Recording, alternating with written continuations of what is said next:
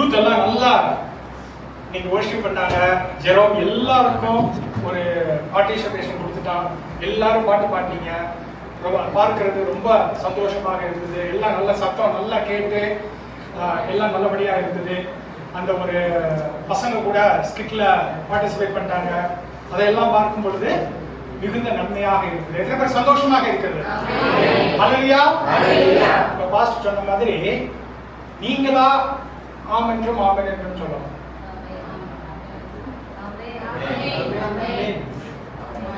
Jasper சொல்லும் பொழுது காசு காணிக்கை கொடுப்பது மட்டுமல்ல, மற்ற எல்லா காரியத்திலும் நீங்கள் மனப்பூர்வமாக. அப்போ பசங்க சொல்லும் பொழுது பாஸ்டர் இன்னைக்கு ஞாபகப்படுத்தின மாதிரி நீங்களா ஆமென் என்றும் ஆமென் என்றும் சொல்லுங்க.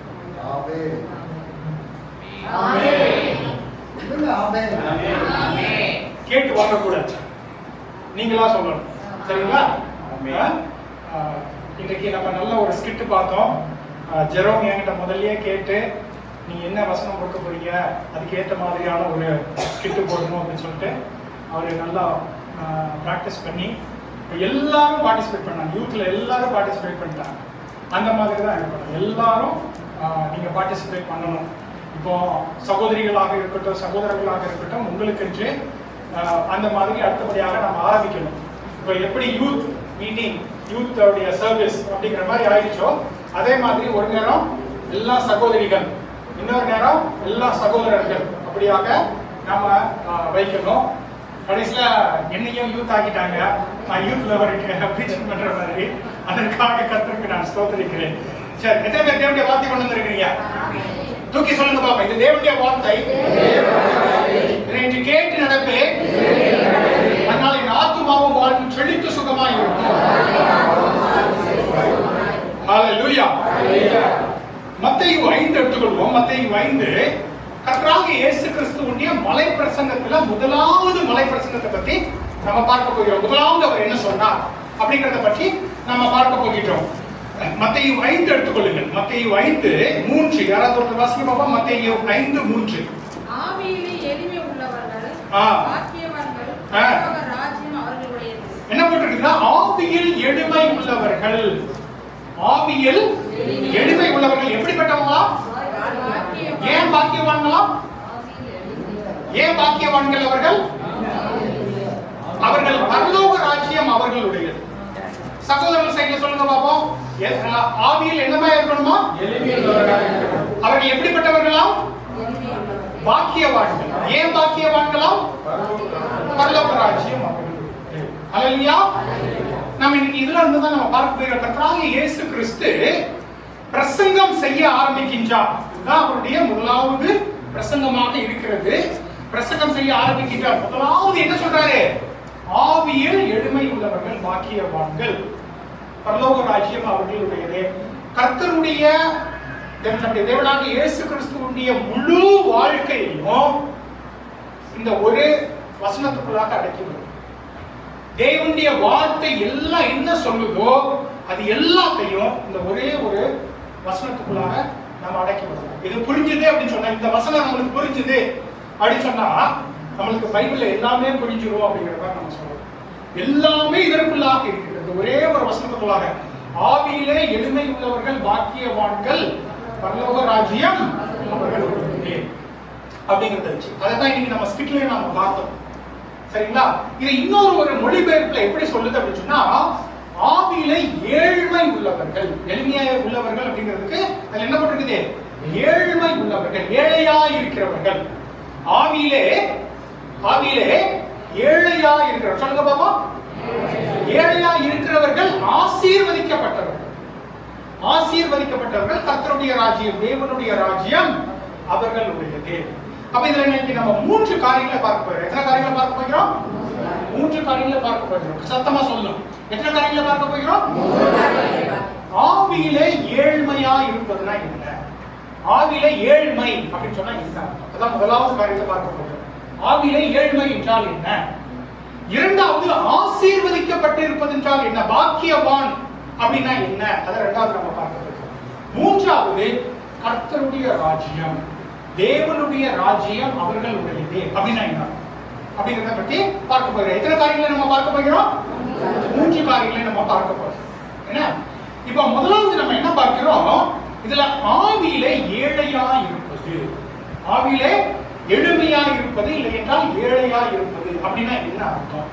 நம்ம இந்த உலகத்துல ஏழையா இருக்கிறது அதை நம்ம பார்த்தோம்னு வச்சுக்கோங்களேன். இந்த உலகத்துல ஏழை இன்னைக்கு நம்ம எல்லாருமே நம்ம என்ன சொல்லுவோம்? நம்ம கேட்டோம்னா நான் ஏழைங்க அப்படின்னு நம்ம சொல்லுவோம். ஏன் அப்படி சொன்னா நாம மற்றவர்களோட கம்பேர் பண்ணி ஒப்பிட்டு பார்த்து நம்ம சொல்றோம். இப்ப இன்னைக்கு நான் வந்து முதல்ல நம்மளுக்கு நான் ஏற்கனவே சொல்லியிருக்கேன் 1500 ரூபாய் நான் சம்பளம் வாங்கினேன். அப்போ இந்த கடைசி 5 நாள்ல வெறும் மசாலா பால் குடிச்சிட்டு தான் நான் தூங்குவேன். அப்போ நான் என்ன நினைச்சேன்னா ஒரு 500 ரூபாய் கூட கிடைச்சா நான் பணக்காரன் ஆயிடுவேன். எனக்கு 2000 ரூபாய் ஆச்சு. உடனே அந்த 500 ரூபாய் ஆச்சு. அதுக்கப்புறம் எனக்கு 4000 ரூபாய் ஆச்சு. ஒரு 6 மாசத்துக்கு சந்தோஷமா இருந்துச்சு. அதுக்கப்புறம் நான் பைக் வாங்கினா இஎம்ஐ பே பண்ணணும். ஸோ அதில் பணம் போயிடும். அப்போ இந்த 4000 ரூபாயும் எனக்கு பத்தாம போயிடுச்சு. அப்போ நான் என்ன நினைச்சேன்? கார் ஓட்டுறவன் என்னை விட பணக்காரன் அப்படின்னு நினைச்சேன். கார் வாங்கினேன். வீடு வச்சிருக்கிறவன் என்னை விட பணக்காரன். வீடு வாங்கினேன். இப்படியே தான் நம்ம போயிட்டு இருக்கோம். அப்ப நாம ஏழை அப்படின்னு சொன்னா நம்ம என்ன நினைக்கிறோம்? நாம மற்றவர்களோடு ஒப்பிட்டு பார்த்து இன்னைக்கு நான் எங்க ஆபீஸ்ல எல்லாம் நான் வேலை பார்க்கறதுலாம் இப்ப நீங்க யார்கிட்டயுமே நீங்க போய் கேளுங்க. நல்லா மாடி வீட்டுல இருப்பாங்க. ஐயா நீங்க பணக்காரங்களா அப்படின்னு கேட்கல. அவனை கம்பேர் பண்ணும்போது நான் கம்மியா தான் வாங்குவேன். அப்ப நாம இந்த உலகத்துல என்ன நினைக்கிறோம்னா ஏழ்மை அப்படின்னு சொன்னா ஒப்பிட்டு பார்த்து ஏழ்மையை பார்க்கிறோம். ஆனா பைபிள்ல ஏழ்மை அப்படின்னா அதை குறித்து சொல்லல. ஏழை அப்படின்னா என்ன தெரியுமா? இந்த ஆதி சபையில நீங்க ரோம்ல ஒரு இடத்துல இருக்குது கேட்டபோம் அப்படின்னு சொல்லுவாங்க. அங்க எப்படி அப்படின்னா ஆதி கிறிஸ்தவர்களை துன்புறுத்தினாங்க. அப்போ அவங்க எல்லாம் இந்த அண்டர் கிரவுண்ட் போயிடுவாங்க. அங்க போனா ஏறக்குறைய நீங்க எப்படி 3 மாடி கட்டி இன்னைக்கு நம்ம இருக்கிறோமோ அதே மாதிரி 3 மாடி கீழே, தரைக்கு கீழே, அதுல ஒருத்தர் தான் போக முடியும். அப்படி போய் அப்படி சுத்தி வரணும்னா அப்படி சுத்தி வந்தாதான் அவங்க வர முடியும். ஒருத்தர் தான் போக முடியும். திரும்பி அப்படி வர முடியாது. ஏன்னா எல்லாரும் பயத்துல அங்க இருக்கிறாங்க. அவங்க அங்க நீங்க பாத்தீங்கன்னா சின்ன பிள்ளைகளுக்கு தான் அவங்க புதைச்சு வச்ச அந்த கலரெல்லாம் இருக்கும். ஏன்னா பசி. அவங்க சொன்னாங்க அங்க போய் போது சொன்னாங்க ஒரு வாரத்துக்கு நம்ம ஒரு லோஃப் பிரெட் வாங்குறோம் தெரியுமா? ஒரு பிரெட் பாக்கெட் வாங்குறோம் தெரியுமா? ஒரு குடும்பத்துக்கு ஒரு பிரெட் பாக்கெட் தான் கிடைக்கும் ஒரு வாரத்துக்கு. மேல தெரியாம கள்ளத்தனமா போய் அதை எடுத்துட்டு வந்து குடும்பத்துல எல்லாத்துக்கும் கொடுத்து சாப்பிடுவாங்க. அப்ப சின்ன குழந்தைக்கு சாப்பாடு இல்ல, ஒரு வாரம் இல்ல, 2 வாரம் இல்ல, பழக்கியோ 3ஆவது வாரம் இல்ல, செத்து போயிடாது. அப்படியே அங்கேயே பறிச்சு வச்சுட்டு அப்படியே அங்கேயே அப்படிப்பட்ட ஏழ்மை. இன்னைக்கு நாம நிறைய பேர் நம்ம நீங்களே அதை வந்து பார்த்திருக்கலாம், நீங்களே அனுபவிச்சிருக்கலாம்.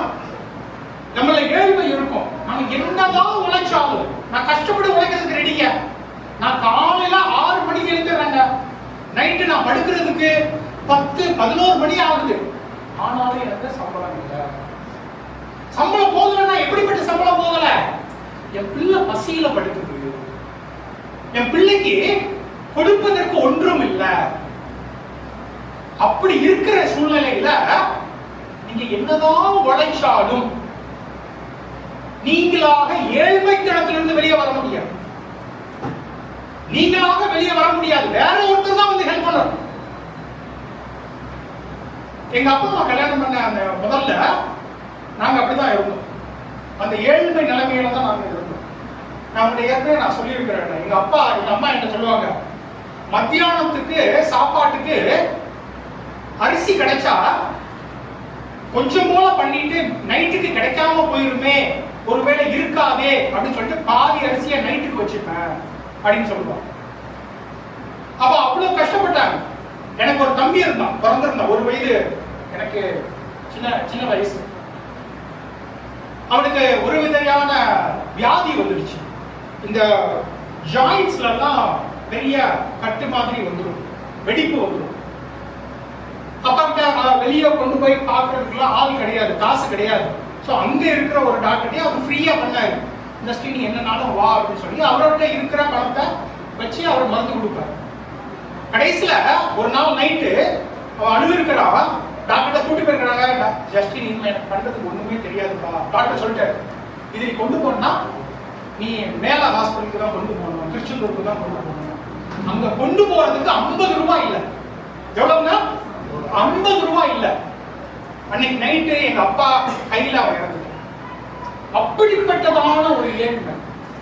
அப்பா உழைக்கலாம் அப்படின்னு இல்ல, அவர் சைக்கிள் எடுத்துட்டு காலையிலேயே போயிடுவாரு. அரிசி ஒரு இடத்துல வாங்கி இன்னொரு இடத்துல போய் விற்பாரு. கையில கத்தி வச்சிருப்பாரு. யாராவது நைட்டு வந்தா, திருட யாராவது வந்தா, அப்பா சொல்லுவாங்க, அந்த கத்தியை கூட எனக்கு பயன்படுத்த தெரியாது, ஆனா நானே ஏதாவது வச்சுக்கிட்டேன் அப்படின்னு. அப்படி அவர் காலையில இருந்து நைட்டு வரைக்கும் உழைப்பாரு. ஆனா கையில ஒரு பையன், அவனை காப்பாத்துறதுக்கு ஒரு 50 ரூபாய் இல்லை. அதனால அவன் இறந்து போயிட்டான். அப்படிப்பட்டதான ஒரு ஏழ்மை. அதுதான் ஏழ்மை. நாம ஒப்பிட்டு பார்த்த ஏழ்மை அல்ல. என்கிட்ட பைக் இருக்குது, அவர்கிட்ட கார் இருக்குது, அதனால நான் ஏழ்மை அப்படிங்கிறது இல்ல. நான் என்ன நினைத்தாலும் இந்த நிலைமையில இருந்து என்னால வர முடியல. அப்ப அப்படிப்பட்ட ஏழ்மையில நீங்கள் இருக்கின்ற பொழுது உங்களுக்கு உதவியானது, உங்களுடைய நீங்கள் அதிலிருந்து வெளியே வரக்கூடியதான வழியானது உங்களால் வராது. நீங்க என்னதான் உழைச்சாலும் அதுல வராது. அப்ப எங்களுக்கு எங்க அம்மாவுடைய ஊர்ல ஒருத்தர் இருந்தார், ஜெரால்ராஜ் அப்படின்ட்டு. அவர் பெரிய ஃபேமிலி, நல்ல ஒரு ஃபேமிலி. அவர் தூத்துக்குடி ஹார்பர்ல அவர் கேப்டனா இருந்தார். அப்ப அந்த ஸ்கூல்ல ஒரு டீச்சர் போஸ்ட் வந்திருக்குது. அவர்களுடைய தங்கச்சிக்கு அந்த போஸ்ட் கிடைப்பதற்கு எல்லா குவாலிஃபிகேஷனும் இருந்து தகுதியாக இருந்திருக்கிறார்கள். அப்ப அவங்க சொல்லியிருக்கிறாங்க, ராஜ் சொல்லியிருக்காங்க, என் குடும்பம் நல்லா இருக்குது, நல்லா இல்லாத என்னுடைய தங்கச்சி ஜான்சிக்கு தான் இது போகணும் அப்படின்னு சொல்லி தன் தங்கச்சிக்கு வர வேண்டியதை எங்க அம்மாவுக்கு கொடுத்துட்டாங்க. எங்க அம்மாவை ரெஃபர் பண்ணி எங்க அம்மாவுக்கு அந்த வேலை கிடைக்கிற மாதிரி கிடைச்சி முதல் ஒரு 3-4 மாதங்கள் அவர்களுடைய வீட்டுல இருந்தே ஸ்கூலுக்கு போறதுக்காக பண்ணாங்க. அதுல இருந்துதான் நாங்க வெளியே வர ஆரம்பிச்சோம். அந்த ஏழ்மை நிலைமையில இருந்து வெளியே வந்ததற்கு அதுதான் காரணம். அதனால எங்க அம்மா அவர்களை அண்ணன் தான் கூப்பிடுவாங்க, அவரும் தங்கச்சி தான் கூப்பிடுவாங்க. இன்னைக்கும் நான் அவரை மாமான்னு தான் நான் கூப்பிடுவேன். அவங்க இப்ப இறந்துட்டாங்க, ஆனா அவங்க கடைசி வரைக்கும் நான் அவரை மாமா அப்படின்னு தான் கூப்பிடுவேன். காரணம் அதுதான். அப்போ நம்முடைய ஏழ்மை தனத்துல இருந்து வெளியே வரணும் அப்படின்னு சொன்னா நாமளாக கஷ்டப்பட்டு வெளியே வர முடியாது. வெளியில இருந்து ஒரு உதவிக்கரம் வரணும். வெளியில இருந்து ஒரு உதவிக்கரம் வரணும். வந்து நம்மளை எழுப்பி விட்டாதான் நாம வெளியே வரணும். அந்த ஏழ்மை கணத்துல இருந்து வெளியே வரணும். அதுக்கப்புறம் நீங்க முயற்சிக்கலாம், அதுக்கப்புறம் நீங்க முன்னேறி போயிடலாம். ஆனா முதல்ல உங்களை வெளியே எடுப்பதற்கு என்ன வரணும்? அந்த உதவிக்கரம் வரணும். ஆண்டவர் அதான் சொல்றாரு, ஆவியிலே எளிமை உள்ளவர்கள் பாக்கியவான்கள் அப்படின்னு. என்ன தெரியுமா, நாம நினைக்கலாம் நமக்குன்ட்டு ஒரு சில ஸ்டாண்டர்ட்ஸ் இருக்கும். நான் போய் சொல்லக்கூடாது, நான் மனைவியை அடிக்கக்கூடாது, மனைவிட்ட கோபப்படக்கூடாது, பிள்ளைங்களை அடிக்கக்கூடாது, நமக்குன்னு ஒன்று இருக்கலாம். ஆனா நம்ம நல்ல நாட்களை நல்லா இருப்போம், முக்கியமான நேரங்கள் வருகின்ற பொழுது நம்மளே நம்ம கட்டுப்பாடு இல்லாம போயிடும். அப்ப நாம யோசிப்போம், என்னால பண்ண முடியலையே. பவுல் அப்போஸ்தலர் ரோமர் 7 அதான் சொல்றாரு. ரோமர் 7 எடுத்துக்கிட்டீங்கன்னு வச்சுக்கோங்களேன், அவர் பவுல் அப்போஸ்தலர் சொல்வாரு, எனக்கு என்ன பண்ணணும்னு தெரியும், நான் இவைகளை பண்ணக்கூடாது, எனக்கு நல்லாவே தெரியும், ஆனா என்னால பண்ணாம இருக்க முடியலையே. என்னால பண்ணாம இருக்க முடியலையே.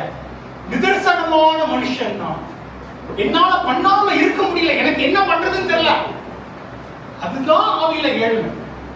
இன்னைக்கு நம்ம பார்த்தோம், சர்ச்சுக்கு ஒருத்தன் போறான், இந்த நாடகத்துல நம்ம பார்த்தோம், சர்ச்சுக்கு ஒருத்தன் போறான், அவன் சொன்னான், நான் தான் சர்ச்சுக்கு போறேன், பைபிள் படிக்கிறேன், நான் தான் தெரியல.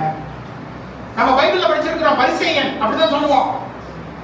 அவர் முன்னால போயிடுவாரு, முன்னால போயிட்டு என்ன சொல்லுவாரு, சத்தமா ப்ரே பண்ணுவாரு, ஆண்டவரே நான் இவன மாதிரி கிடையாது, பின்னால இருக்கிறவன் மாதிரி கிடையாது, பாவிக்கார மனுஷன் மாதிரி கிடையாது, நான் தசமபாக கொடுக்கிறேன், நான் சபைக்கு வர்றேன், பைபிள் படிக்கிறேன். அவன் ஜபத்தை கேட்க மாட்டீங்க, என் ஜபத்தை தான் கேட்பீங்க. அது ஆவியில தாழ்மை. ஹல்லேலூயா.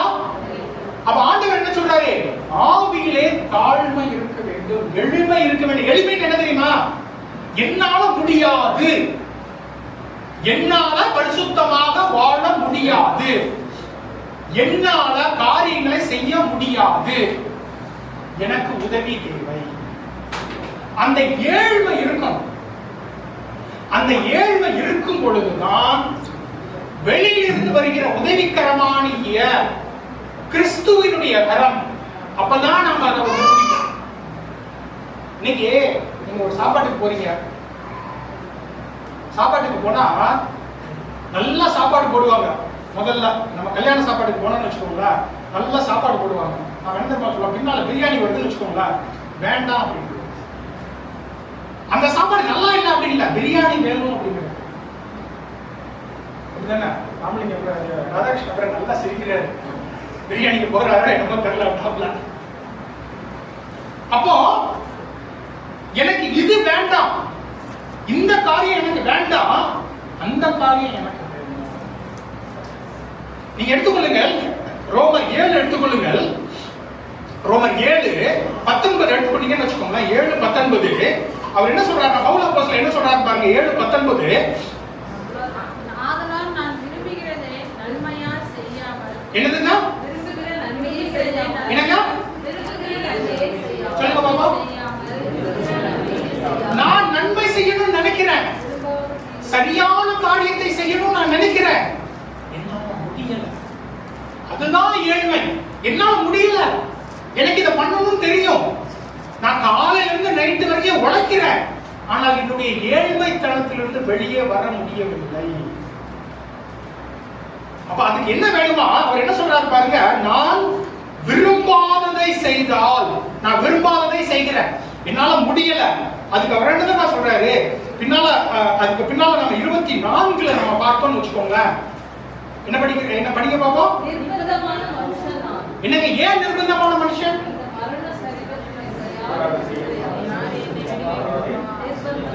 நான் விரும்புகிறதை செய்யாமல், நன்மை எனக்கு தெரியும், இதுதான் சரியான காரியம் தெரியும் எனக்கு, ஆனா அதை என்னால பண்ண முடியவில்லை.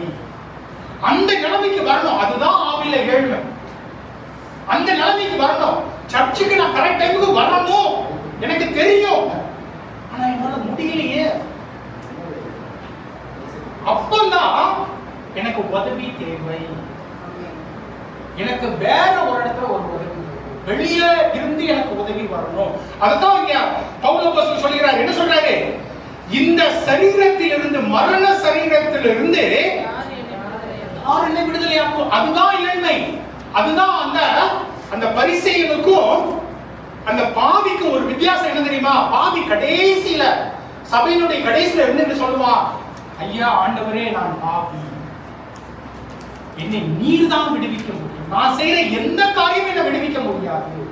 நீங்க ஏழையா இருக்கின்ற பொழுது நீங்க காலையில இருந்து நைட்டு வரைக்கும் வேலை பார்க்கலாம், 2 இடத்துல வேலை பார்க்கலாம், நீங்க உங்க பாஸ்டர் சொல்லலாம், நீங்க என்ன வேலை கொடுத்தாலும் நான் பண்றேன்னு சொல்லலாம். ஆனால் அந்த ஏழ்மை தனத்திலிருந்து நீங்க செய்கிற காரியத்தினால வெளியே வர முடியாது. வெளியில இருந்து ஒருத்தர் வந்து உதவிக்கரம் கொடுத்தாதான் உங்களை விடுதலை ஆக்க முடியும். அதைத்தான் இங்க பவுல் அப்போஸ்தலன் சொல்லுகிறார். நான் நிதர்சனமான மனுஷன், என்னால முடியல, எனக்கு எது நல்லதுன்னு தெரியுது, எனக்கு நல்லது என்ன தெரியாது இல்ல, எனக்கு எது நல்லதுன்னு தெரியும், ஆனால் என்னையே என்னால் விடுவிக்க முடியவில்லை. திரும்ப திரும்ப நான் விரும்புகிற நன்மையை செய்யாமல் நான் விரும்பாத காரியத்தை செய்து கொண்டே இருக்கிறேன், என்னால முடியல, எனக்கு உதவி வரும். அந்த உதவி உங்களிடத்திற்கு தான் வரும். அப்போ நாம் அதைத்தான் செய்யணும். அதுதான் ஆவியில ஏழ்மை. ஆவியில ஏழ்மை அப்படின்னு சொன்னா நமக்கே தெரியணும், நாம் பார்க்கணும். ஆண்டவரே, நான் என்னெல்லாமோ பண்ணி பார்த்தேன், என்னால முடியல, நான் திரும்ப திரும்ப நான் விரும்பாத காரியத்தையே செய்து கொண்டிருக்கிறேன். அப்ப இதுல என்ன தெரியுமா இருக்கணும்? நீங்கள் விரும்புகிற காரியம் எல்லாம் இருக்கணும். சர்ச்சுக்கு நான் சரியான டைமுக்கு போகணும் அப்படிங்கிற ஒரு விருப்பம் இருக்கணும் உங்களுக்கு. பைபிள் படிக்கணும் அப்படிங்கிற ஒரு விருப்பம் இருக்கணும். வியாழக்கிழமை கூட்டத்துக்கு போகணும் அப்படிங்கிற ஒரு விருப்பம் இருக்கணும். அப்பதான் அந்த தாழ்மை வரும், எளிமை வரும். நான் போகணும்னு நினைக்கிற ஆண்டவரே, எனக்கு வேலையில நைட்டு 9 மணி வரைக்கும் வச்சிடறாங்க, ஆண்டவரே எனக்கு விடுதலையை கொடுங்க. நான் சண்டே போகணும்னு நினைக்கிறேன், ஞாயிற்றுக்கிழமை சபைக்கு போகணும்னு நினைக்கிறேன், ஞாயிற்றுக்கிழமை பார்த்து எனக்கு வேலையை வச்சிடறாங்க, ஆண்டவரே எனக்கு விடுதலையை கொடுங்க. அப்ப உங்களுக்கு விருப்பம் இருக்க வேண்டும். முதலாவது அந்த விருப்பம் இருந்தால்தான் நீங்க இந்த ஏழ்மை தளத்துக்கே வருவீங்க. நான் விரும்புகிறதை செய்யாமல், நான் ஞாயிற்றுக்கிழமை சபைக்கு போனுங்கிறதை செய்ய முடியாமல், வியாழக்கிழமை கூட்டத்திற்கு போவேன் என்பதை செய்ய முடியாமல், அப்படி நாம யோசிக்கணும். ஜெபம் செய்யணும் அப்படிங்கறத செய்ய முடியாமல், 150 வசனத்தை மனப்பாடம் பண்ணணும் அப்படிங்கிற ஒரு காரியத்தை பண்ண முடியாமல், அப்படிங்கிற விருப்பம்லாம் எனக்கு இருக்குது, ஆனா செய்ய முடியல. நம்ம ஆண்டவரை போய் கதறி அழணும், என்னால முடியாது, இது என்னால் முடியாத காரியம். அதனாலதான் ஆண்டவராகிய கர்த்தர் சொல்லுவார், இது மனுஷனால கூடாத காரியம், ஆனால் அல்லேலூயா, அதுதான் ஆவியிலே ஏழ்மை. முதல்ல அந்த ஆவியில ஏழ்மை இருக்கணும். அந்த ஏழ்மை இருக்கும் பொழுதுதான் அடுத்த அப்படியே என்னவா, அந்த ஏழ்மை உள்ளவர்கள் என்னவா, பாக்கியவான். பாக்கியவான்கள் நம்ம நிறைய நேரங்கள் என்ன நினைக்கிறோம்னா, பாக்கியவான்கள், ஆசீர்வாதம், ஆசீர்வதிக்கப்பட்டவர்கள் அப்படின்னா நம்ம என்ன நினைக்கிறோம். நானே நிறைய நேரம் அதை பத்தி பிரசங்கம் பண்ணியிருக்கிறேன். நம்ம சபைகள்ல நீங்க யூடியூப்ல கேட்டிருப்பீங்க. எல்லா விதத்திலும் ஆசீர்வாதம்னா என்ன, ஆசீர்வதிக்கப்படுவதுன்னா என்ன நம்ம கேட்டிருப்போம். அப்படின்னா நம்ம என்ன நினைக்கிறோம், நான் இன்னைக்கு ஒண்ணுமே இல்லாம இருக்கிறேன், ஆண்டவர் எனக்கு ஆசீர்வாதத்தை கொடுப்பார். நான் ஒண்ணுமே இல்லாம இருக்கிறேன், சைக்கிள்ல வர்றேன், ஆண்டவர் எனக்கு பைக் கொடுப்பார். நான் இன்னைக்கு பைக்ல வர்றேன், ஆண்டவர் எனக்கு கார் கொடுப்பார். கார் கொடுத்தா அடுத்தாப்புல நான் வீடு கட்ட கர்த்தர் உதவி செய்வார் அப்படின்னு நம்ம நினைக்கிறோம். அதான் ஆசீர்வாதம் இருக்கு. நம்ம உபாகமத்துல பழைய ஏற்பாட்டுல நம்ம பார்க்கிறோம், 28ல நம்ம பார்த்தோம்னா வரிசையா ஆசீர்வாதங்கள் இருக்கும். சரிங்களா? நம்ம சங்கீதம் 23ல நம்ம எப்பவுமே நம்ம பார்ப்போம், அதுலயுமே நம்ம அப்படி போட்டுருக்கோம். ஆசீர்வாதங்களை குறித்து நிறைய போட்டு எல்லா விதமான ஆசீர்வாதங்கள் உண்டு. நாம நீங்கள் ஆசீர்வதிக்கப்பட்டவர்கள் அப்படின்னு சொன்ன உடனே நம்ம என்ன நினைக்கிறோம், என்னுடைய குடும்பத்தை தேவன் ஆசீர்வதிப்பார் அப்படின்னு தான் நம்ம நினைக்கிறோம். இப்போ ரொம்ப நாளா பாஸ்டர் இந்த ஒரு எடுத்துக்காட்டை சொல்றதை விட்டுட்டாரு. ஏன் தெரியல, ஒருவேளை அவருக்கே போர் அடிச்சுட்டான்னு தெரியல. இதை நான் ரொம்ப வருஷமா அவர்கிட்ட இருந்து நான் கேட்டுக்கிறேன். அந்த வந்த முதல் நாள்ல இருந்தே கேட்டுக்கிறேன். இந்த சாட்டையால் அடிச்சு எனக்கு என் குடும்பத்துக்கு என் மனைவிக்கு அப்படின்னு ஏதோ ஒன்று சொல்லுவாங்க. அதாவது ஆசீர்வாதம் அப்படின்னு சொன்னா எனக்கு, என் குடும்பத்துக்கு, என் குழந்தை குட்டிக்கு, அவ்வளவுதான் ஆசீர்வாதம். அப்படிதான் நாம நினைக்கிறோம். நாம என்ன நினைக்கிறோம்னா, ஆசீர்வாதம் அப்படின்னு சொன்னா நானும் என் மனைவியும் என் பிள்ளைகளும் அவங்க எல்லாம் நல்லா பணமாக இருக்கணும், பணம் கொடுத்து நல்லா இருக்கணும். அதைத்தான் சங்கீதம் 147 அதான் போட்டுடு. எல்கையிலே சமாதானம், தாழ்பால்களை உறுதி, உச்சிதமான கோதுமையினால திருப்தி. அது சாதாரண கோதுமையெல்லாம் நம்மளுக்கு வேண்டாமா, பஞ்சாப்ல உள்ள கோதுமை தான் வேணுமா, கலிபோர்னியா ஆப்பிள் தான் நம்மளுக்கு வேணுமா, அரேபியா டேட்ஸ் தான் நம்மளுக்கு வேணுமா. அப்படிதான் ஆண்டவர் திருப்திப்படுத்துவார். இன்னைக்கு நிறைய பாஸ்டர்ஸ் அப்படிதான் இருக்கிறாங்க. இதெல்லாம் எங்களுக்கு வேண்டாங்க, எங்களுக்கு நாங்க கலிபோர்னியா ஆப்பிள் மட்டும் தான் நாங்க சாப்பிடுவோம், அரேபியால இருந்து வந்தா மட்டும்தான் நாங்க டேட்ஸ் சாப்பிடுவோம். நாம ஆசீர்வாதம் அப்படின்னு சொன்னா நாம அப்படிதான் ஆசீர்வாதம் நினைக்கிறோம். நம்முடைய எண்ணங்கள் எல்லாம் அப்படிதான் போகுது. ஏன்னா அப்படிதான் நாம படிச்சிருக்கிறோம். அதனால நம்ம இதை படிக்கும் பொழுது ஆவியிலே ஏழ்மை உள்ளவர்கள் பாக்கியவான்கள் அப்படின்னா நம்ம என்ன நினைக்கிறோம், நம்மளை தேவன் ஆசீர்வதிப்பார். ஆனா முதலாவது ஆபிரகாமுக்கு ஆண்டவர் என்ன சொன்னாரு,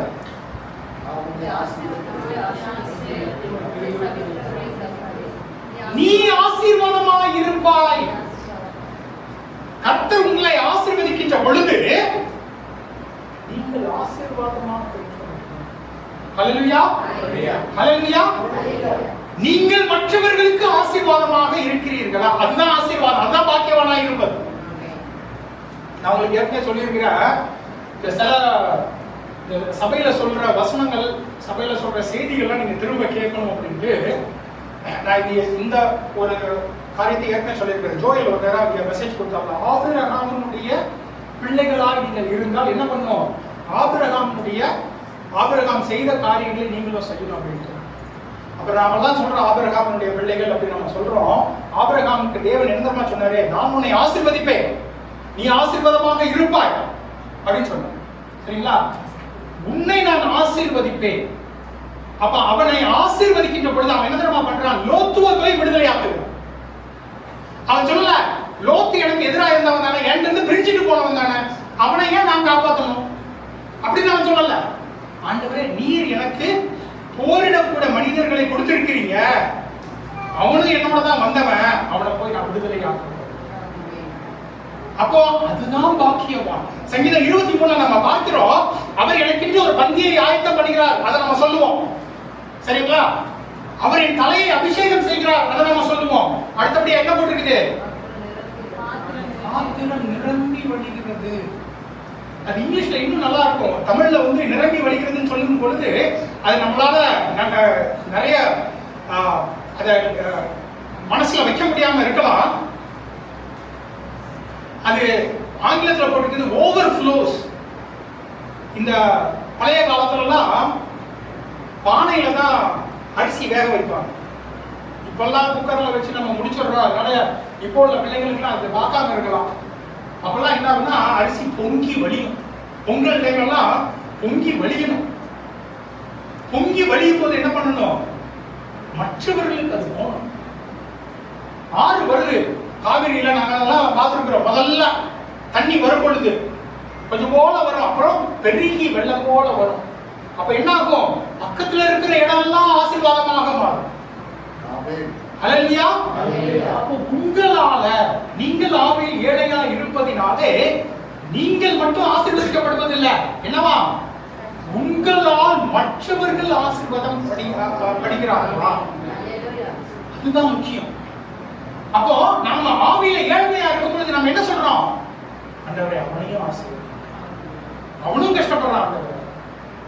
அதுதான் நம்ம சொல்றோம். இந்த பழைய ஏற்பாட்டுல ஒரு காரியம் நடப்பதில் போட்டிருக்குது. அது எலிஷாவுடைய காலத்துல நினைக்கிறேன். ராஜாவுடைய காலத்துல ஒரு பெரிதான ஒரு பஞ்சம் வந்துடும். ஏன்னா எதிரிகள் சூழ்ந்து இருப்பாங்க.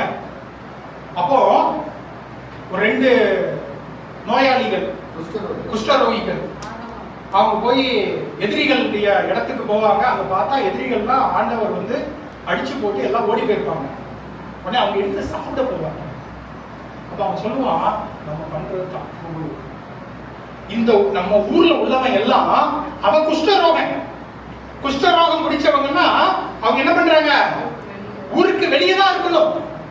ஊருக்கு வெளியே அவங்களை அனுப்பியாச்சு. ஆனா அவங்களுக்கு என்ன தோணுது?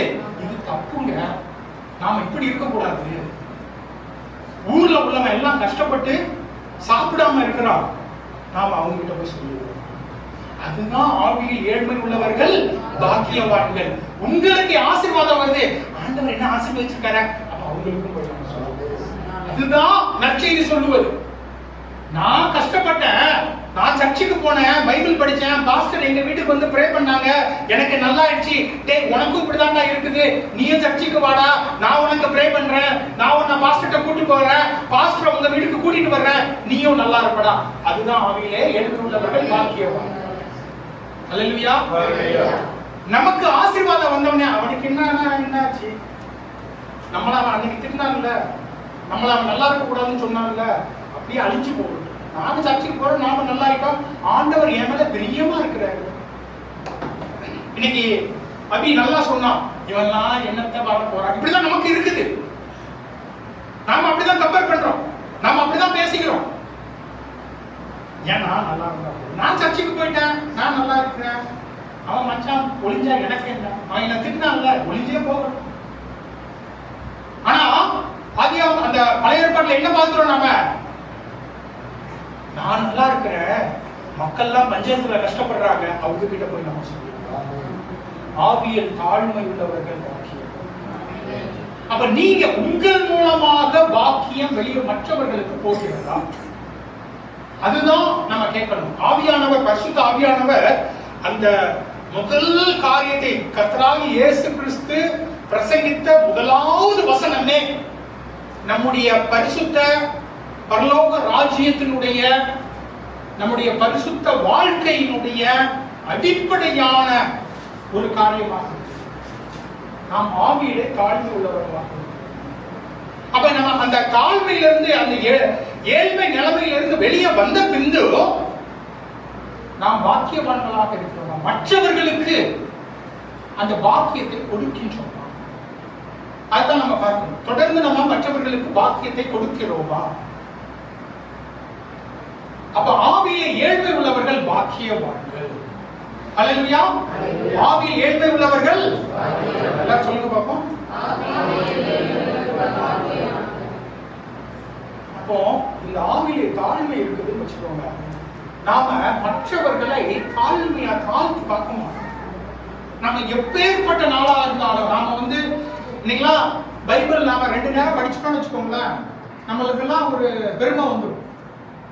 பெரிதான ஒரு பெருமை, நான் 2 நேரம் படிச்சுட்டேன். நம்ம ஜூம் மீட்டிங் ஒரு வாரம் அட்டன் பண்ணேன்னு வச்சுக்கோங்களேன், நான் ஜூம் மீட்டிங்ல ஒரு வாரம் எனக்கு ஒண்ணுமே பண்ணல, நமக்கு ஒரு பெருமை. ஆனா இங்க என்ன போட்டிருக்குது? ஆவியில் எளிமையா உள்ளவர்கள். அதான் அந்த வரி வசூலிக்கிறவன் கடைசியில போய் நிக்கிறான். அவனுக்கு பணம் இல்ல. நீங்க மத்தேயு பாருங்க, மத்தேயு வரி வசூலிக்கிறவன். அவன் ஏழையா இருக்கிறவன் அல்ல. இந்த உலகபூர்வமாக அவன் ஏழை கிடையாது. அவன் இந்த உலகபூர்வமாக பணக்காரன். ஆனா அவன் சபைக்கு போகின்ற பொழுது, தேவாலயத்திற்கு போகின்ற பொழுது, அவன் கடைசியில் என்ன சொல்றான்? ஐயா ஆண்டவரே நான் பாருங்க.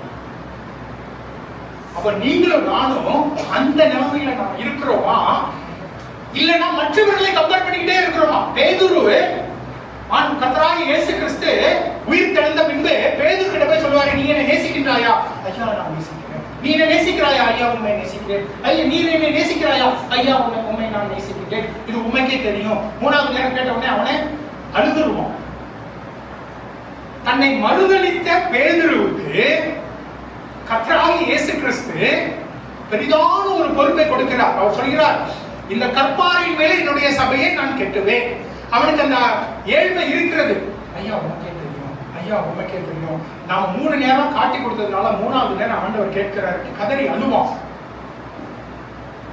இந்த கற்பாறையின் மேலே நான் என்னுடைய சபையை கட்டுவேன் சொல்லிடுறாரு. தொடர்ந்து ஆவிலே தாழ்மை உள்ளவனாக இருந்தா அவன் என்ன சொல்றான்? அதோட விட்டுருக்கணும். ஐயா ஆண்டவரே சந்தோஷம், என்ன நீங்க ஆசீர்வதிச்சீங்க, நல்லது அப்படின்னு. யோவானை பார்த்து ஆண்டவர் ஒன்று சொல்லுகிறார். அதுக்கப்புறம் இவன் கேட்கிறான், ஆண்டவரே அவனை பத்தி என்ன? அவனுக்கு என்ன ஆகும்? என்ன வச்சு நீங்க கெட்டுவேன்னு சொல்லிட்டீங்க, அவனுக்கு என்ன ஆகும்? அவன் என்னோட போட்டி கொடுப்பானா? நமக்கு அப்படிதான் இருக்குது. ஆனால் பரிசுத்த ஆவியானவர் வந்து விடுகிறார், இந்த போட்டி மனப்பான்மை போயிருது. இந்த பேதுரு யோவானை பார்த்து யோவானை வச்சு ஆண்டவர்கிட்ட கேட்கிறார், ஒரு போட்டியோ ஒரு பொறாமையில அவனுக்கு என்ன? ஆண்டவர் சொல்றாரு, அவனை பத்தி உனக்கு என்ன? உனக்கு கொடுத்தல, நீ சந்தோஷமா இருக்கிற, ஏன் அடுத்தவனைய பத்தி நோண்டிக்கிட்டு இருக்கிற? நம்ம வீட்டுல எல்லாருமே நடக்கும். அடுத்தவங்க பிசினஸ்க்குள்ளேயே நம்ம மூக்கு விட்டு நினைச்சுக்கிட்டே உனக்குரியதே கிடைச்சிட்டு நீ அமைதியா இருக்க. எங்க வீட்டுல நாங்க எப்பவுமே சொல்லுவோம், ஒருத்தருக்கு ஒருத்தர் சண்டை போட்டுக்கிட்டே இருப்பாங்க. ஏன்னா உன் வேலையை பார்த்துக்கிட்டு நீ இருக்க வேண்டியதானே, ஏன் அடுத்தவங்க இதுலயே மூக்கு கொடுத்துக்கிட்டு இருக்கிற அப்படின்னு நம்ம சொல்லுவோம். ஆனால் பரிசுத்த ஆவியானவர் வந்து விடுகிறார். அப்போஸ்தலர் நடவடிக்கைகள் 3ல நீங்க பாத்தீங்கன்னு வச்சுக்கோங்களேன், முதலாவது அற்புதம் நடக்குது. அங்க எப்படி தெரியுமா பண்றாங்க? பேதுரும் யோவானும் அந்த 3ஆம் மணி நேர ஜெப வேளையில ஒன்றாய் போகிறார்கள். அதுதான் ஆவியில தாழ்மை. முதல்ல ஒரு போட்டி பொறாமை இருக்கிறது, மனப்பான்மை இருக்கிறது பேதுருவுக்கு யோவானை குறித்து. ஆனா பரிசுத்த ஆவியானவர் வந்த பின்பு 2 பேரும் சேர்ந்து போறாங்க. அதனாலதான் பார்ப்போம். ஹல்லேலூயா. இன்னைக்கு உங்களுக்குள்ள ஆவியில எளிமை இருக்கிறதா, தாழ்மை இருக்கிறதா, இல்ல ஒருத்தருக்கு ஒருத்தர் கம்பேர் பண்ணிக்கிட்டே இருக்கிறீங்களா? அந்த சபை அப்படி இருக்குது, இந்த சபை அப்படி இருக்குது, அந்த பாஸ்டர் இப்படி இருக்கிறாங்க, அந்த பாஸ்டர் நல்லா வளர்ந்துட்டாங்க, எனக்கு பின்னால வந்து இரட்சிக்கப்பட்ட இவன் அவனே எனக்கு முன்னால போயிட்டான். இப்படி நீங்க கம்பேர் பண்ணிக்கிட்டே இருக்கிறீங்களா? இல்ல ஆண்டவர்கிட்ட போய், ஆண்டவரே நான் பைபிள் படிக்கணும்னு நினைக்கிறேன், ஆண்டவரே நான் மனப்பாடம் பண்ணணும்னு நினைக்கிறேன், ஆண்டவரே நான் பிரசங்கம் பண்ணணும்னு நினைக்கிறேன், என்னால பண்ண முடியல. ராதாகிருஷ்ணாக சொல்லுவார், எனக்கு பிரசங்கம் பண்றதுக்குள்ள ஆசையா தான் இருக்குது, மைக்க பிடிச்சுன்னா என்ன சொல்லணுங்கிறதே மறந்து போயிருக்கு சொல்லியிருக்கிறார் நிறைய. ஆனா இப்பெல்லாம் அவர் விட்டா அட்டகாசமா பிரசங்கம் பண்றாரு. அதுதான் ஆவியில தாழ்மை. கம்பேர் பண்ணல அவரு, நீங்க மட்டும் நல்லா பிரசங்கம் பண்றீங்க, உங்களை மாதிரி நான் ஏன் பண்ணல அப்படி சொல்லல அவரு. எனக்கு பண்ணணும்னு இருக்குது, நான் எல்லாம் ப்ரிப்பேர் பண்றேன், ஆனா மைக்க பிடிச்சுன்னா மறந்து போயிருக்கு. அதுதான் தாழ்மை, அதுதான் ஆவியில தாழ்மை. மற்றவர்களோட ஒப்பிட்டு பார்ப்பதில்லை. நான் காலேஜ்ல படிக்கும்போது நான் இந்த கேத்தலிக் ஃபேமிலியில இருந்து வந்தான். அங்க வந்து அப்போ அந்த வயசுல மியூசிக் இன்ஸ்ட்ருமெண்ட்ஸ்லாம் போடுறதுக்கு பாட்டு படிக்கிறதுக்குலாம் தெரியாது. அப்போ கிச்சோ டேவிட் என்னோட இருந்தான். அவன் வந்து சின்ன வயசுல இருந்தே பாட்டு பாடி இந்த மியூசிக்கல் இன்ஸ்ட்ருமெண்ட்ஸ்லாம் பழகி வந்தவன். அப்போ எங்க காலேஜில் ப்ரேயர் செல் நடக்கும். ப்ரேயர் செல்ல நாங்கள் ஒரு 4-5 பேர் இருப்போம். நாங்கள் எப்பவுமே மியூசிக் போடுவோம், நல்லா பாடுவோம்.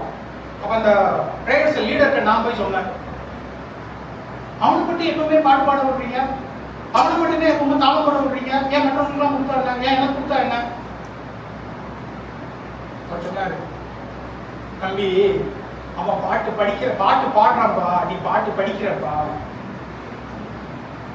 அதனால உன்னை கொடுக்க முடியாது.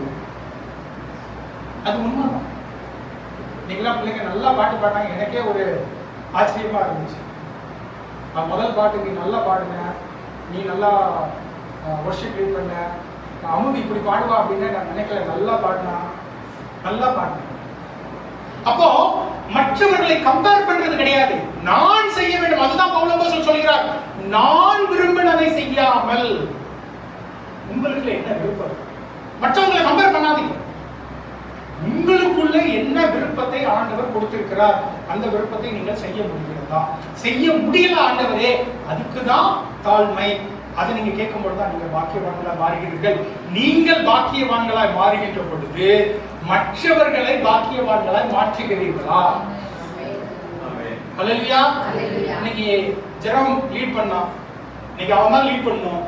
எல்லா பாட்டும் அவனே பாடிட்டுறான். ஆனா அவன் என்ன பண்றான்? அவன் பாக்கியவனா இருக்கிறான். அவன் என்ன பண்றான்?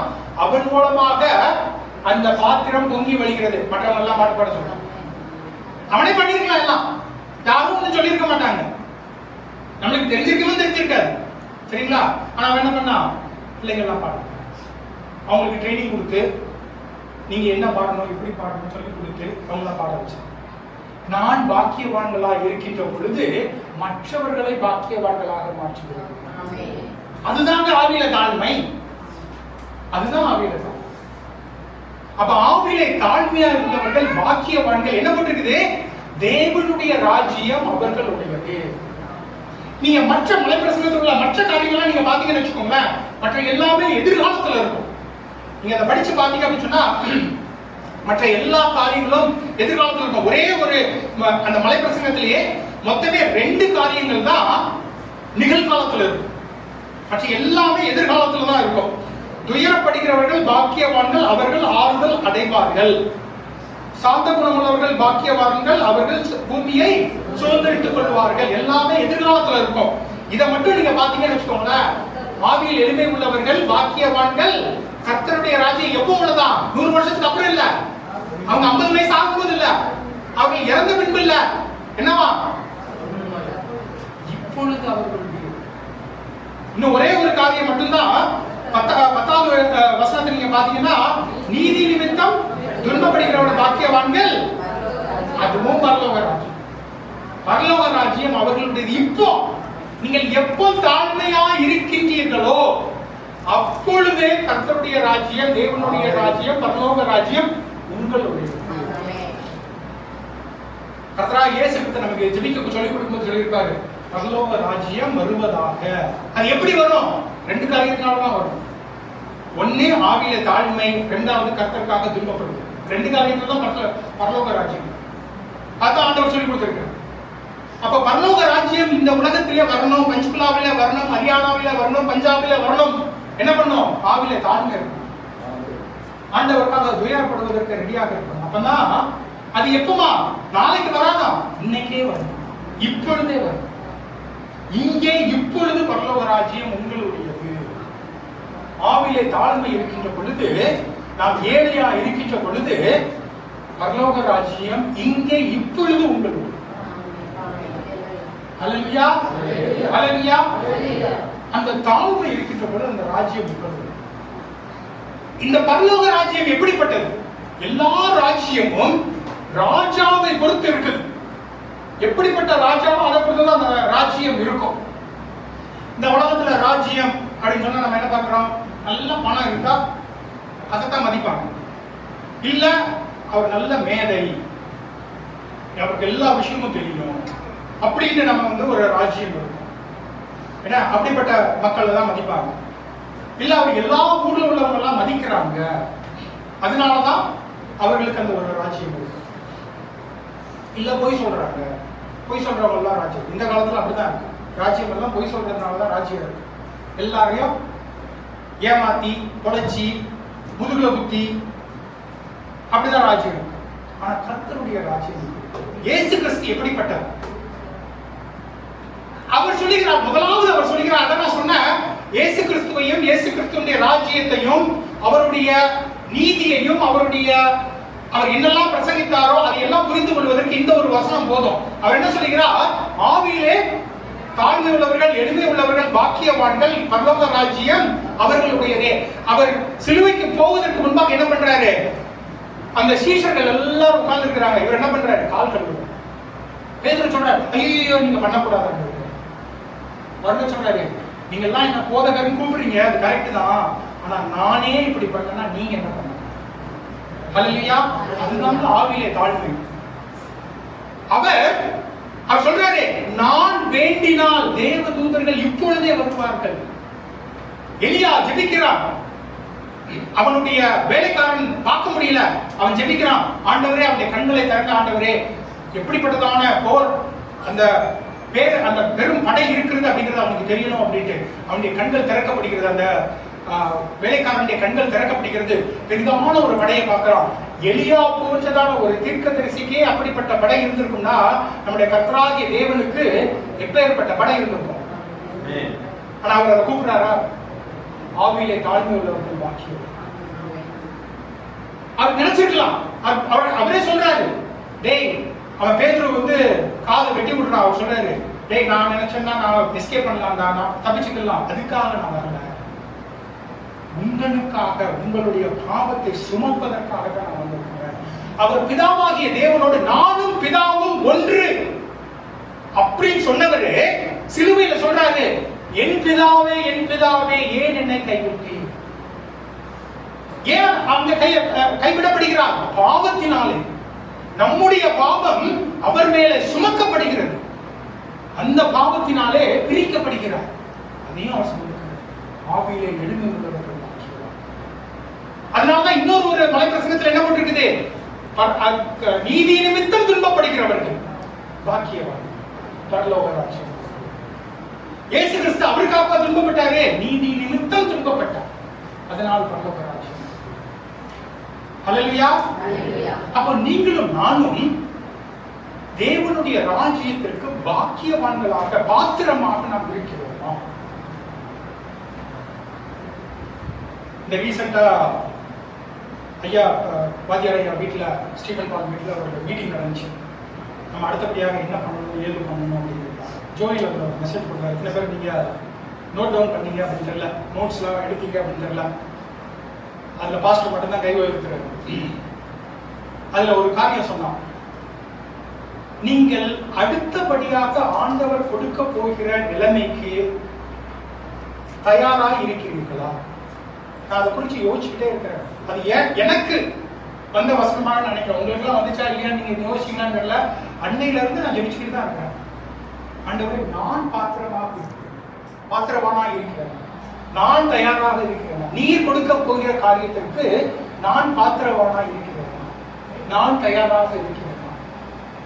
ஒருவேளை பேதுரு மாதிரி நான் அடுத்தவங்களே பார்த்துட்டு இருக்கிறேன். ஆண்டவர் என்கிட்ட சொல்லிட்டாரு, இந்த கற்பாறையின் மேலே இந்த சபையை கட்டுவேன் அப்படின்னு. நான் ஸ்டீவன் பாலை பார்த்துட்டு இருக்கிறேன், நான் ராதாகிருஷ்ணனை பார்த்துட்டு இருக்கேன், நான் பாஸ்டரை பார்த்துட்டு இருக்கேன், ஜோயில பார்த்துட்டு இருக்கிறேன். அவனுக்கு என்ன அவனுக்கு என்ன அவனுக்கு என்ன அப்படி இருக்கிறேன். இல்ல மூன்றாவது வேலையிலே ஜெபத்திற்காக நான் போகிறேன். ஆவியிலே தாழ்மை உள்ளவர்கள் பாக்கியவான்கள், தேவனுடைய ராஜ்யம் அவர்களுடைய. இன்னைக்கு நீங்க எப்படி இருக்கிறீங்க? நீங்கள் தேவனுடைய ராஜ்யத்தை விரும்புகிறீர்களா? கிறிஸ்துவை போல நீதிக்கு துன்பப்படுவதற்கு தயாராக இருக்கிறீர்களா? ஆவியிலே தாழ்மை உள்ளவர்களாக இருக்கின்றீர்களா? இல்லைன்னா இன்னைக்கு நம்ம ஸ்கிரிப்ட் பார்த்த மாதிரி அடுத்தவங்களையே கம்பேர் பண்ணி அவன மாதிரி நான் இல்ல, அவன் பைபிளே படிக்க மாட்டேங்கிறான், நான் பைபிள் படிக்கிறேன், அவன் ஜூம் மீட்டிங்கே வர மாட்டேங்கிறான், நான் எல்லா ஜூம் மீட்டிங்கும் அட்டென்ட் பண்றேன், அப்படி நாம சொல்லிக்கிட்டே இருக்கிறோமா? இல்ல ஜாயன் ஓடும்போது அவனை பார்த்துக்கிட்டே இருக்கிறோமா, டிஸ்டர்ப் ஆகிட்டே இருக்கிறோமா. டேவிட் சால்சிங் எனக்கு ஒரு ஃப்ரெண்டு உண்டு. அவன் ஒரு நல்ல ஒரு காரியம் சொன்னான், அதுதான் நான் எப்பவுமே நினைப்பேன். அவன் சொல்லுவான், ஆண்டவர்கிட்ட நாம முதல்ல ஆசீர்வாதத்துக்காக கேட்போம். ஆண்டவரே வேலை வேணும்னு கேட்போம், வேலை இல்லாம இருக்கும்போது வேலை வேணும்னு கேட்போம். ஆண்டவரே பணம் வேணும்னு கேட்போம், ஆண்டவர் கொடுத்துருவார். அப்புறம் போயிட்டு ஏன்டா சர்ச்சைக்கு வரல அப்படின்னா வேலை இருக்கு மச்சான். ஆண்டவர் கொடுத்த ஆசீர்வாதமே நமக்கு தடையாக மாறிவிடுகிறது. நான் ராஜபாஸ்கர் சபையில பேசும்போது இருந்தா நான் சொல்லுவேன், இங்க ஒரே ஒரு சின்ன பிள்ளை தான் இருக்குது, அங்க ஏகப்பட்ட சின்ன பிள்ளைங்க ஓடிக்கிட்டே இருப்பாங்க. எல்லாருடைய கவனமும் சகோதரர். நம்ம என்ன தெரியுமா பண்றோம், பிள்ளைங்க வேணும்னு சொல்றோம், அப்புறம் பிள்ளைங்க வந்த பிந்தி அதுவே நமக்கு தேவனத்துல இருந்து நம்மளை பிரிக்கெடுக்கிறதுக்காக இருக்கு. அவன் ஓடணும், ஓடட்டும். சின்ன பிள்ளை ஓடதான் செய்யும், ஓடட்டும். நீங்க ஓடலையா, நீங்க பண்ணாத அட்டுலியமா அவன் பண்ணிட்டு இருக்கிறான், அவன் ஓடட்டும். உங்களுடைய கண் பார்வை ஏன் மாறுது? ஆண்டவர் உங்களுக்கு ஆசீர்வாதத்தை கொடுக்கிறாரு, வேலை இல்லை அப்படிங்கிறீங்க, வேலை கொடுக்கிறாரு. அதுக்கப்புறம் நம்ம என்ன சொல்றோம், எனக்கு வேலை தான் முக்கியம், ஞாயிற்றுக்கிழமை சர்வீஸ் முக்கியம் இல்லை அப்படின்னு நம்ம சொல்லுவோம். எப்பொழுதுமே ஆசீர்வாதங்கள் நம்மை கர்த்தரிலிருந்து எடுக்கக்கூடாது. நம்முடைய கண்கள் அவர் மேலேயே தான் இருக்கும். சின்ன பிள்ளைங்கன்னா ஓடதான் செய்யும், ஓடிக்கிட்டே இருக்கணும், விட்டுறணும். நம்ம அவங்கள பிடிச்சி இழுத்துக்கிட்டு அதுலதான் பிரச்சனை வரும், அதுலதான் சத்தங்களா வரும். அப்ப அவருடைய பாக்கியங்கள், அவருடைய ஆசீர்வாதங்கள் நம்மை அவரிடத்துல இன்னும் அதிகமாக இருக்கணும், குறைச்சிடக்கூடாது. அல்லேலூயா. தேவன் ஆவியிலே எளிமை உள்ளவர்கள் பாக்கியவான்கள், தேவனுடைய ராஜ்யம் அவர்களுடையது. நீங்க தேவனுடைய ராஜ்யத்தை பெற்றுக்கொள்வதற்கு தயாராக இருக்கிறீர்கள். தேவனுடைய ராஜ்யம் பெரிதானது, அதுல குறைவே இல்லை. தேவனையும் தேவனுடைய ராஜ்யத்தையும் தேடுங்கள், அவைகள்லாம் இப்போ அப்பொழுது இவர்கள் எல்லாம் என்ன வரும், நீங்க எபிசியர்ல போட்டிருக்குது, நீங்க நினைச்சு கூட பார்க்கலங்க. நீங்க கேட்பதற்கும், நம்ம கேட்பதற்கு அதிகமாக கொடுக்கறதுனா ஒண்ணு. நான் ஒரு கார் கேட்டேன், 2 கார் கொடுத்துட்டாரு ஆண்டவரே. நான் ஒரே ஒரு சர்ச்சில் பிரசங்கம் பண்ணணும்னு நினைச்சேன், ஆண்டவர் எனக்கு 2 சபையில பிரசங்கம் கொடுத்துறார். நான் கேட்பதற்கு அதிகமாக கொடுக்கிறவர் அவர். ஆனா அதோடு நிறுத்துறது இல்ல, நான் நினைப்பதற்கும் அதிகமாக கொடு. இதை நான் நினைச்சே பார்த்தது இல்ல. அதனாலதான் சங்கீதம் 127 போட்டுக்கிறாரு, கர்த்தர் எங்களுடைய சிறையிருப்பை திருப்பின பொழுது சொப்பனத்தை காண்கிறது போல இருந்தா எனக்கா நடக்குது. கிளி பார்த்துக்கிறேன், ஏன்னா நான் அதை கேட்ட கூட கிடையாது. தேவனுடைய ராஜ்யம் பெருமை, கர்த்தருடைய ராஜ்யம் பெருமான காரியம். நாம இன்னும் ஒரு குண்டு சட்டிக்குள்ள குதிரை ஓட்டிக்கிட்டே இருக்கோம். ஆவியிலே தாழ்மையாக கர்த்தரத்துல முழங்கால் போட்டு நம்மளையே தாழ்த்தி, அப்பா எனக்கு இதெல்லாம் முடியலை, எனக்கு இதெல்லாம் கொடுங்க. நீங்க கேட்கணும், பவுல் அப்போஸ்தலனை போல கேட்கணும். பவுல் அப்போஸ்தலனை அந்த ஒரு ஆவி சொல்லுது, எனக்கு இயேசுவை தெரியும், பவுலையும் தெரியும். அப்படி வரணும். நாம பஞ்சாப்லயும் பஞ்சுகுலாவிலையும் அப்படி இருக்கணும். எனக்கு இயேசுவையும் தெரியும், பவுலையும் தெரியும், நீ யார்? ஆமா கேட்கணும், ஆண்டவரே என்ன அப்படி பயன்படுத்தணும் ஆண்டவரே. தேவனுடைய ராஜ்யம் அப்படிப்பட்டது. தேவனுடைய ராஜ்யம் குசிப்புல இல்ல, தேவனுடைய ராஜ்யம் எதுல இருக்கிறான், மகத்தானதுல இருக்கு, மகிமையில இருக்குது, ஒரு விடுதலையில இருக்குது, ஒரு பெரிதான ஒரு விடுதலையில இருக்குது. அதற்கெல்லாம் ஆவியில தாழ்மை. ஏதோ இதெல்லாம் நான் சொல்றேனே அப்படிங்கிறதுக்காக எனக்கு ஏதோ பெருசா தாழ்மை இருக்குது அப்படின்னு நான் சொல்லல உங்ககிட்ட. இந்த ஆவியில தாழ்மைனா என்ன தெரியுமா, இந்த உலகபூர்வமான எளிமையில இருந்து நீங்க வெளியே வந்துடலாம். நான் சொன்னேன், ஒரு காலத்துல நம்ம ஏழையா இருந்தோம் அப்படின்ட்டு. இன்னைக்கு நான் அப்படி சொல்ல மாட்டேன். இந்த உலகத்தினுடைய காரியத்துல ஏழ்மை அப்படின்னு நான் சொல்ல மாட்டேன். ஆனா ஆவியில எப்படி தெரியுமா, நீங்க எத்தனை வருஷம் இருந்தாலும் நீங்க தாழ்மையா இருக்கும். இந்த உலகபூர்வமான காரியத்துல ஏழ்மையில இருந்து வெளியே வந்துடலாம். ஆவியில கடைசி வரைக்கும் நீங்க எளிமையாக இருக்கலாம், கடைசி வரைக்கும். அதனாலதான் பவுல் அப்போஸ்தலன் அவ்வளவு பெரிதான காரியங்களை செய்து விட்டார். அவர் சொல்கிறார், நான் ஏதோ எல்லாவற்றையும் செய்து முடித்தேன் என்று நான் நினைக்கவில்லை அப்படிங்கிறார். புதிய ஏற்பாடுல பாதி எழுதுறது அவர்தான். அவர் ரோம பேரரசுல போயிட்டு அவரு பிரசங்கம் பண்ணி இருக்கிறாரு. அவர் ஸ்பெயினுக்கு போகணும் அப்படிங்கிறாரு.